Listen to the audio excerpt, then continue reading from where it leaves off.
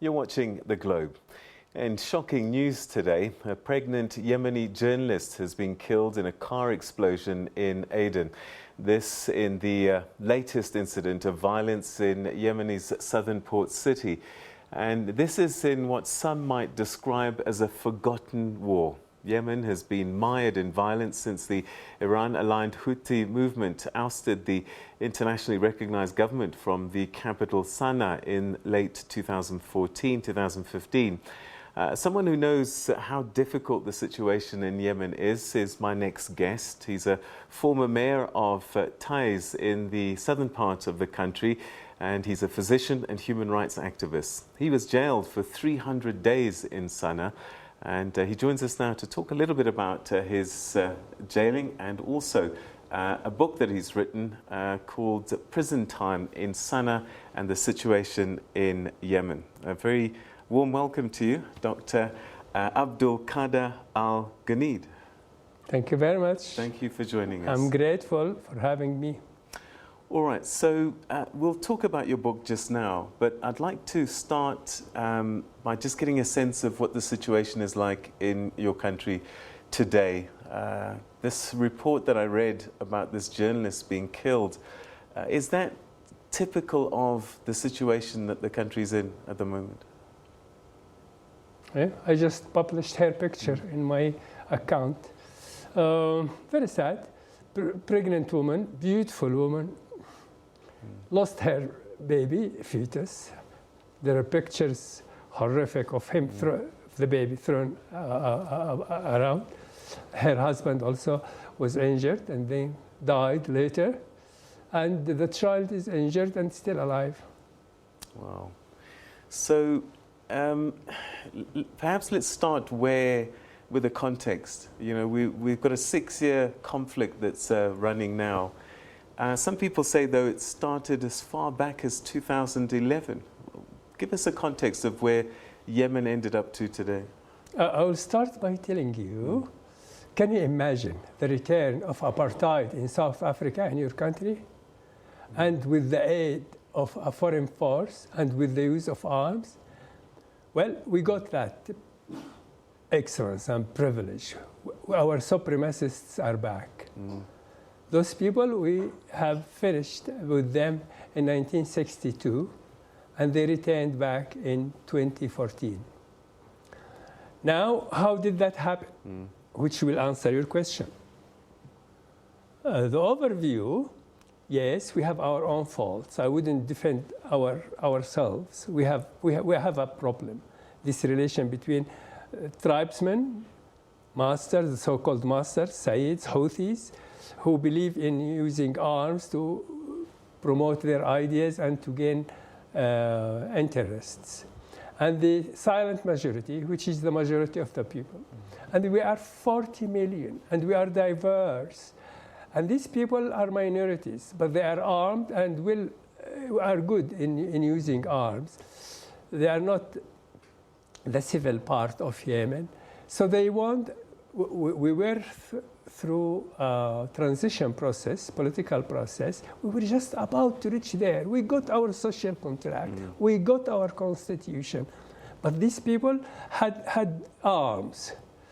And with arms, they thought they will get much more than if it is by election and constitution and a social contract. So they made a coup. So. And this is 2014 now. That's now 14, yeah. September 21st. And I'm sorry. Yeah. Then after that, I will go to the department of blaming the others. These are our faults. I do admit, don't say that I'm...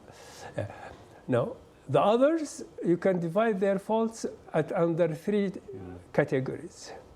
Category number 1, messing up with the habitat of Yemen. Now, if you introduce even a little germ into the gut of someone, which contains trillions of microorganisms, you do lots of harms, and you disturb the equilibrium, and everything will finish the life of both, of the germs and of the inhabitant, of the person. So they messed up.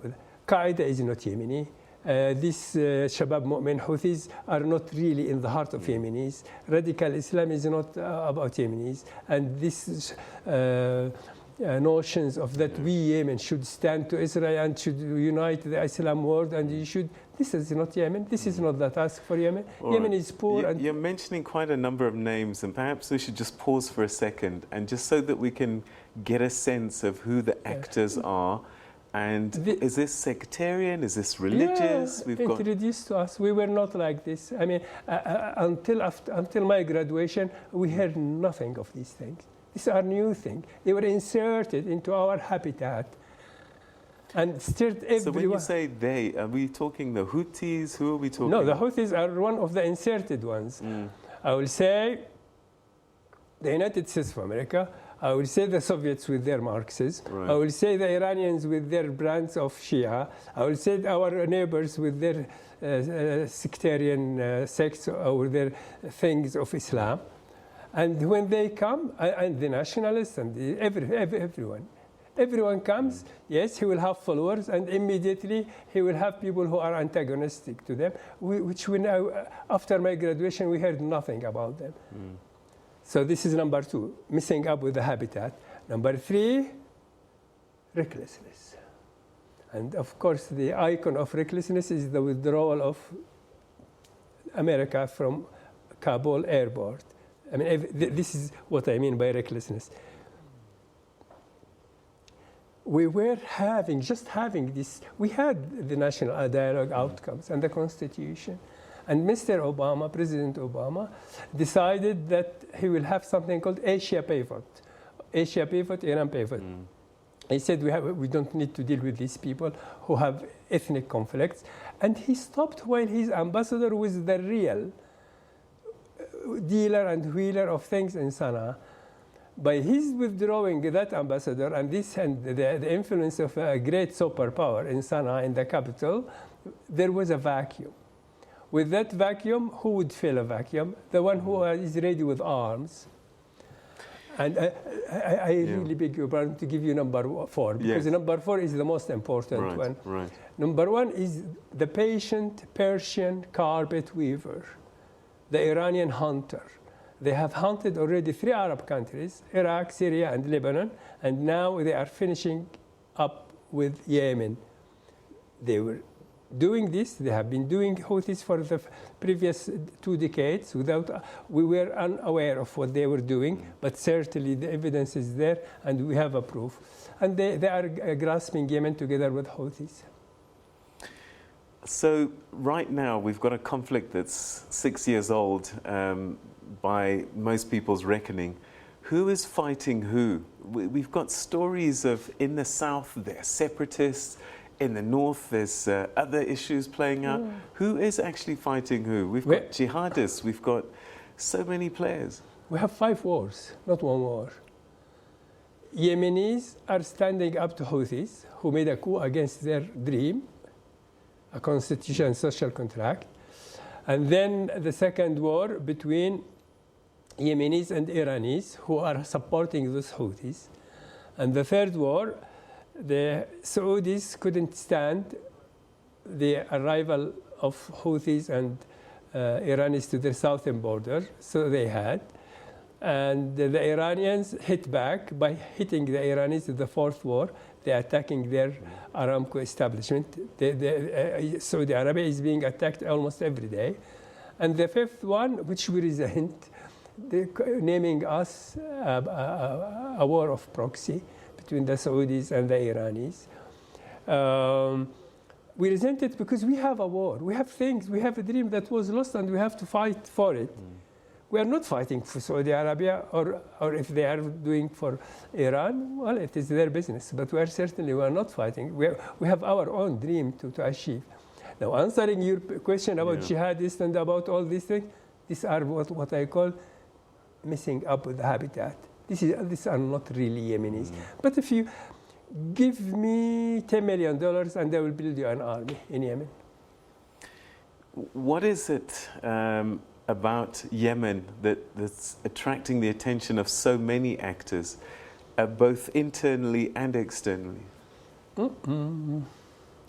Now we'll go to the Department of Speculation. Of course, I can I can give you the classic, the state-of-art answers for all these things, but they are all chewed up all the time. Okay. Iran wants to reach the Red Sea and the Indian Ocean.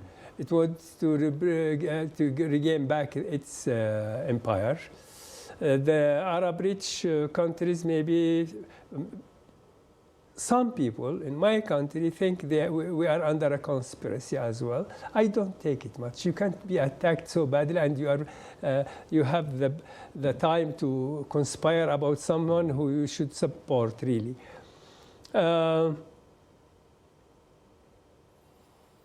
They think that they don't want another rising power to the south, to their southern border. You were mayor of, is it Taiz? Is that how I say it? Yeah. Tell us about how you ended up being jailed. First, after graduation, the sanitation was terrible. And we studied public health, and I was a good physician, a good clinician, but I volunteered. So I did sanitation department. I made one, and we did good work. There is no time to tell about that. And then there was elections, so I gave myself, and I won. I didn't believe that I won, and it ended up by being mayor, elected without unpaid. It's just with your work that you are doing, unpaid. Then I was the head of board of trustees of the best school in the whole of Yemen, not only in Taiz, which is in English. And we founded a health charity society. We did fantastic things. So we were doing things, as a civil society, doing things. And then we had this 33 years of poor governance, corruption, nepotism, and planning to build a royal republic. And in that process, there were poor governance and collapse of the middle class. Now that collapse, and by that time we had a multi-party system. This is under Abdullah Saleh. Yeah, unfortunately. He was able, he had the means because he has the power to improve things, but these ambitions of building a family, royal Republican family, messed everything up. He messed up very much with the habitat, with steering everyone against everyone. Then came the Arab Spring, and I heard about Twitter, and I started to tweet. None responded, and then I made the hashtag and Yemen, and everyone came. So in no time, I had tens of thousands of followers, and I kept telling the world what's going on in Yemen, until it evolved to a time that they didn't want what I write. So they wanted to make an example of me to teach others who might think of protesting or of telling the truth as it is. And they snatched me. And you spent 300 days in jail, which is almost a year. What did you learn in jail about your country? What did jail life teach you?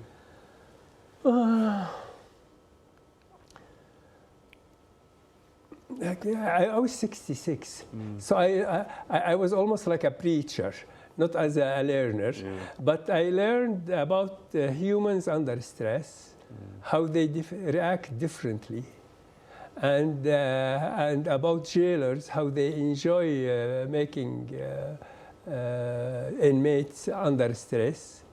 They were really enjoying it, and the means of people to find ways to get out of that world. Some people collapsed. I saw people committing suicide. I saw people hallucinating. I saw people banging their head on the walls. I saw people, strong men, covering their heads and crying. Now, and you will ask me, and what about you? About me, you wouldn't believe it. Immediately as I was blindfolded and handcuffed and going out of my house, I figured out what's going to happen. And I made the plan that time, and I carried out immediately as days came after that. I decided, first thing, you need nothing, you want nothing. Stoicism. You are very strong if you don't need anything, not if you have things. Number 2, exercises. I have record numbers in jumping in situ, 40,000 steps. Wow. Push-ups, 600. Wow. So this was just to keep you sane almost. By the end of the day, I'm drawn in endorphins, which makes you pleased with yourself, and so exhausted, tired, too tired to be sad or to be in a bad or depressed. Number 3, contemplation. I was very good in telling myself stories and making films and movies for myself and leave the place completely. You were a political prisoner, by and large. Sure. Were there others in jail with you? Oh, we have all kinds of things. We have Qaeda, we have Americans, we have Jews, we have their personal opponents, everything. So who would you say is in charge of Yemen now? Without any hesitation, it is Houthi. And behind him, Hezbollah of Lebanon and Quds Brigade of Iran. What needs to happen, do you think, for there to be a return to the Yemen of your dreams? Okay, sorry for the answer that I might give for this question. These Houthis, they are not joking. They believe they have the right, a divine right to rule us, to dominate, not rule us as kings or as president, no, as masters. And their translation for the name is masters. They are called Sada. Sada in Arabic means masters. And they say they are entitled to that. And the Iranis are not joking and behind them. The Iranis, they came out to grab Arab countries. The Arab world is in its worst decline spot. They have grabbed already 3 countries, Iraq, Syria, and Lebanon, and now they are finishing with Yemen, and possibly the 5th one will be our northern neighbor. What would you want the international community to do? If you were at the United Nations and had an opportunity to address them, what would you want them to pay attention to? Because it does seem as if this is a forgotten war. Wars, I should say. I know everything about the international community in my country. And the first thing, thank you for giving me this podium. Through you, I'll tell them, first, do no harm. They are harming us. So many times, I find the international community is one of the causes of our misery. Now they are coming along. They have upgraded. I'll tell you why. They upgraded Houthis from a pariah, from a rebel, to a conflict partner. I want to accommodate him as a conflict partner. Luckily, it is the Houthi himself. He does not want to be a conflict partner. Although he would take the gains and the aid and the economic privilege, but he wants to be a master. It is he who is rejecting us, not we who are rejecting them. But they insist, no, they say, we expect the Houthi to have goodwill. Now, how could you have superior firepower and everything is on the reach of your hands, and then you ask him to have goodwill? It is as if asking Hitler to give up Poland after he has invaded him in the name of goodwill. What is life like for the ordinary Yemenis at this time? No middle class, no employment, no work, inflation, severe inflation, collapse of the currency, horrible. What can be done? I have only one thing. The ones that I called the silent majority, who I think in the first line of my book, I am the defender of the silent majority. They are the people of Yemen. But they are the ones who none talk about them. If there is someone who can win their heart, their minds, and their respect, not give him handout or international aid or food basket. That's stupid. I hate this kind of aid. I find it even demeaning, right? If you can win them, they can beat the Houthis, and I know my country, and I know my people. Are you still a watched person because of the things that you say, and maybe even this book? I hope, I wish that this podium with you will do something. This is the first time for me in person in a TV studio. Really? I have been in Zooms and Skype and things, but this is the first time in a studio.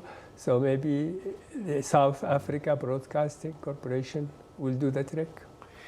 What's the media like in Yemen at this time? Oh, it is very hot, very strong, and it is a good source. Journalists are being killed, though, aren't they? Journalists are being killed. Oh, yes. You said the media. Yeah. Oh. Yeah. There is an enigma now in Aden. We don't know what's going in Aden. In Aden, there is a problem. I'm not here in the department of asking for enemies from people who are supposed to be our allies, but it is a mess. It is a mess. It sounds like a pretty desperate situation, and one gets a sense that your neighboring countries that are all quite wealthy, could be assisting you much more. Is it that they don't know who to help, or they're just different agendas playing out from all sides of Yemen? Unfocused. Take this as number one. Unfocused. Don't know what to do. You don't find, yes, some of them sometimes would like to help us, but we don't see professionals. We don't see professionals. I will stick that they are good. Most of my people would say they are conspirators, as Houthis, and doing us as harm as that. I don't take this because there is a danger for them as well. But they are unfocused and unprofessional and confused. I'm unprofessional and unconfused. And not much to Iran. In the middle of conflicts, we often find that you start to lose generations because young people get marginalized, they lose out on education. Is that something that's playing out in Yemen? We are losing almost now 2 generations for education. And we see funny things. We hear about funny things. We don't know how we are going to be healed from that or cured from that. 6 years on, how much longer can it carry on, though? Oh, I want to be, if I detach myself, I say civil wars, they say it takes 30 years to be resolved. Oh. If I detach myself. If I am involved, I'll say sad things. If I let myself in. No one would accept Houthis. Houthis, okay, are prevailing. Iran is prevailing, but no one can stand them. I mean, instability will go on and on in trying to kick them back, even if they win. And who's propping them up? Who's keeping them in power? Who? The Houthis. Iran. Okay, this is a very good question. Yemen in the last 1,000 years. 800 years, we have states and kingdoms. 200 years are chaos. With chaos, we immediately are divided into three categories: the masters, the tribes, and the commoner and the silent majority. Now, what makes them different, the masters, they have asabiya, bondage. With bondage, the silent majority, they have no chance to stand to them because everyone is on his own and there is no state to defend him. With them, they are together. So internally, it's this bondage, like your tribal thing. Yeah. We are feudal. I mean, in a normal day, we are feudal and peasants and professionals. They are still tribal and family thing. Right. So that's the internal machine. And add to that, they are in the same region, so it is also becoming regionalistic. And on top of that, the master of carpet weaving and the one who thinks ahead and who is... Iran has introduced into the world 5 things. That's what makes her a master of the region or the superpower, regional superpower. 1, local militias, lethal. They are more lethal than the nuclear bomb.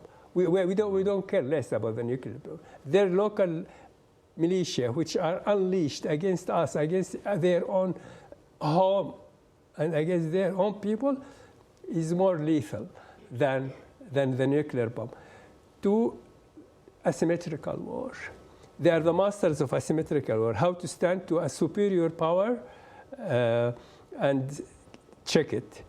The superior power will think, even if it can destroy Iran completely, it will say, oh, we don't want the bother of having that loss and this loss. So the art of asymmetrical war is checking the states and everyone else. Number 3, strategic patience. They call it themselves. By that, they mean that the West will have a short span of attention and they will forget about it. And our forces are not match for us. So eventually, if we are patient enough, we'll grab everything. And then self-reliance, and then the iron fist on their own people. They can suffer the sanctions and everything, and no one can protest. All right, and perhaps finally, if people pick up this book, what will they learn about Yemen? Everything, because I told the story of Yemen in it. And it is about humans, and it is about Yemen, and it is not grim. There is lots of sense of humor in it. It is not grim. You were able to find humor even in the midst of all of it. It is. Yeah. Sometimes books can make you suffer, and you drop them. My intention was not to make you suffer. All right. Well, we'll certainly look forward to reading it, and hope that people get a chance to pick it up as well. Dr. Abdulkader Al-Guneid, thank you so much indeed for joining us. My pleasure. And we wish you and the people of Yemen the very best, and hopefully that one day a peace will come back to your country. Thank you very much. Thank you.